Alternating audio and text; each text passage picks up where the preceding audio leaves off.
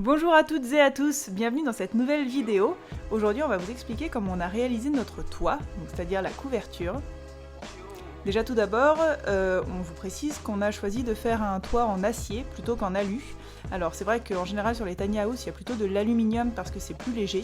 Le problème c'était que la charpente, la structure qu'on aurait dû avoir pour soutenir nos tôles aurait été bien trop lourde. Et s'il n'avait pas été lourd, le risque ça aurait été que finalement nos tôles en alu se déforment.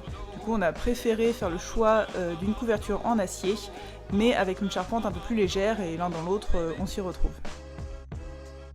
Les autres avantages de l'acier aussi qu'il y avait pour nous, c'est notamment le prix et aussi la facilité de travail et d'utilisation.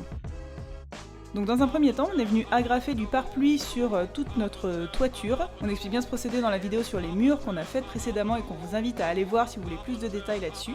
Et on est ensuite venu installer nos lithos, donc on a vissé directement dans les chevrons qui sont juste en dessous, et qui permettent en fait de garder une lame d'air entre nos tôles en acier et le pare-pluie, et donc de permettre comme ça une meilleure circulation de l'eau au cas où il y aurait de l'eau qui s'infiltre. Ceci étant fait, on est ensuite venu fixer nos contre-lithos. Donc ça à nouveau ce sont des lithos qu'on met du coup perpendiculairement et qui vont servir de support à nos tôles en acier, qu'on va directement venir visser dedans.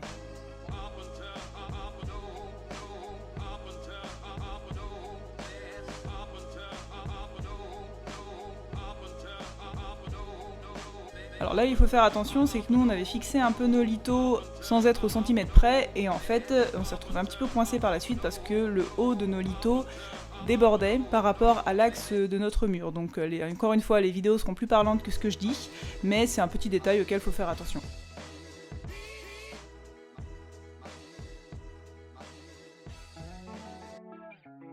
Et on est ensuite venu installer nos tôles en acier, donc ce sont des tôles que nous on a choisi donc bleu foncé comme vous pouvez le voir, un RAL 5008 si jamais ça vous intéresse. Et en fait la difficulté principale de la fixation des tôles c'est encore une fois s'assurer qu'elles soient bien droites et qu'on parte pas de travers. Parce que si on a un tout petit faux équerrage au début en fait comme ensuite toutes les tôles se fixent les unes sur les autres, à la fin il y a un écart qui est plutôt majeur et donc c'est mieux de s'en rendre compte plutôt au début qu'à la fin de la fixation des tôles.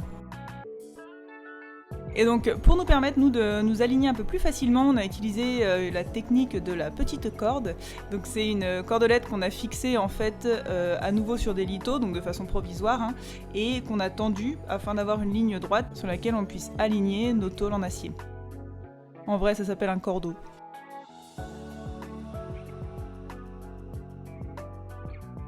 Et donc ensuite on est venu fixer nos tôles avec des vis et des cavaliers pour l'étanchéité. Donc le cavalier c'est cette petite collerette que vous voyez autour de la tête de la vis et qui est équipée en fait d'un joint, ce qui va permettre d'assurer l'étanchéité de la vis puisque c'est elle qui sera au premier contact de la pluie sur le toit.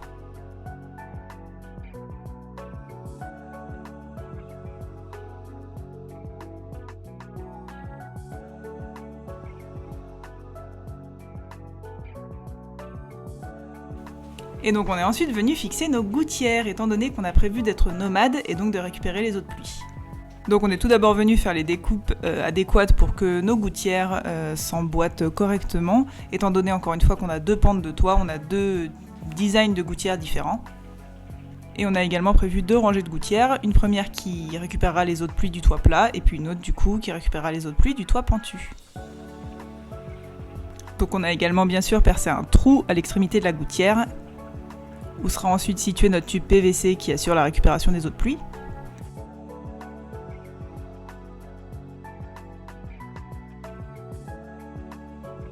On a utilisé du mastic colle pour fixer les bouchons du caniveau.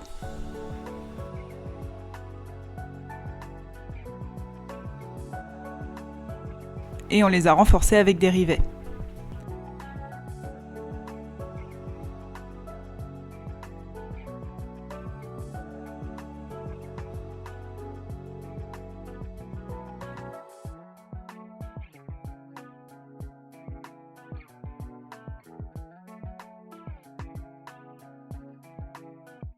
Comme vous pouvez le voir, le caniveau qui récupère les eaux de pluie du toit pentu va jusqu'à l'avant de la remorque, donc l'arrière de la maison. C'est parce que la cuve de récupération d'eau sera située justement dans ce qui correspond au coffre de notre maison, donc à l'arrière de notre maison. On est donc ensuite venu installer notre tube PVC. et le fixer à l'aide de colliers.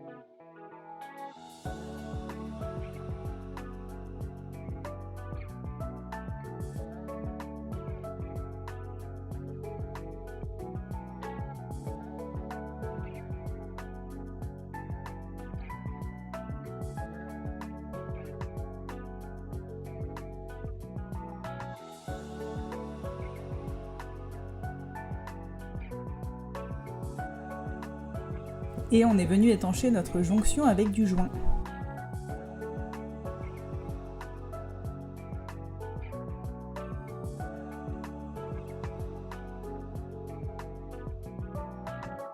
On s'est ensuite occupé de fixer notre bardage en acier, donc qui est le bardage qui va en fait correspondre autour de la mezzanine pour nous.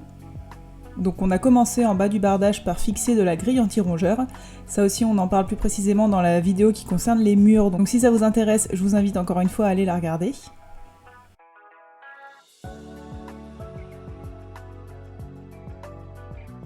Et ensuite on a fixé nos cassettes de bardage.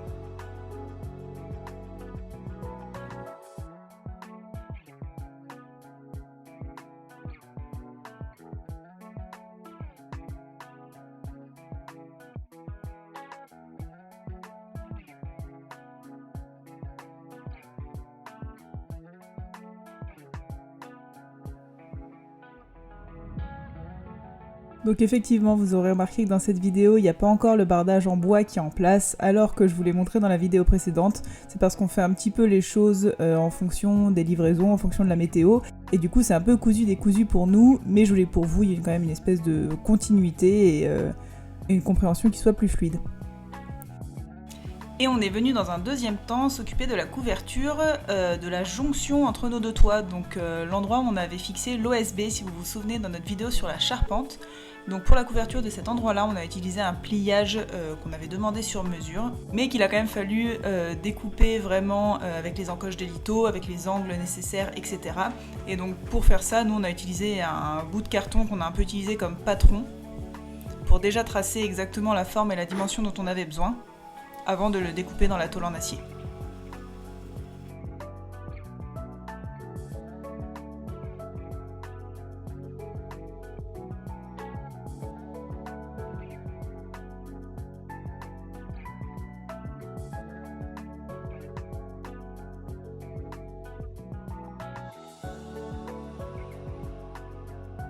On a également fixé des angles afin d'avoir une finition plus propre.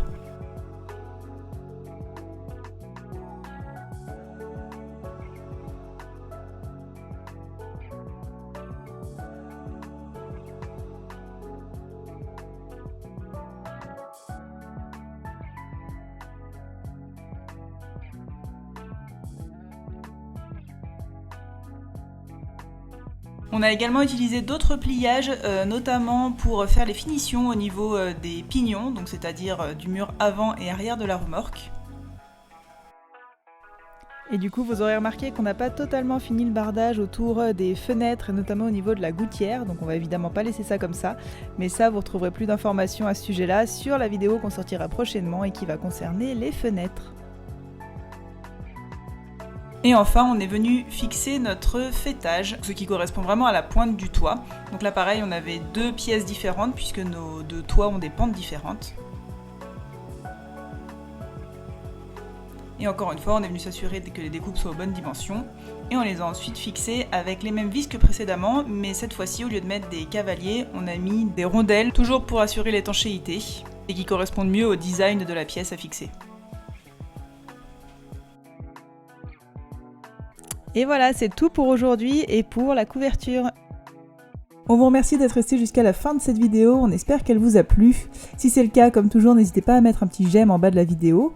Vous pouvez aussi vous abonner à notre chaîne YouTube pour suivre la construction de la Tiny et éventuellement les futurs voyages qu'on fera avec. Vous pouvez aussi vous abonner à notre compte Instagram @lemonde-autour pour plus de Tiny au quotidien. Si vous avez la moindre question ou réflexion, n'hésitez pas à nous laisser un commentaire, on y répond toujours. Sur ce, on vous souhaite une très bonne fin de journée et on vous dit à bientôt pour une nouvelle vidéo.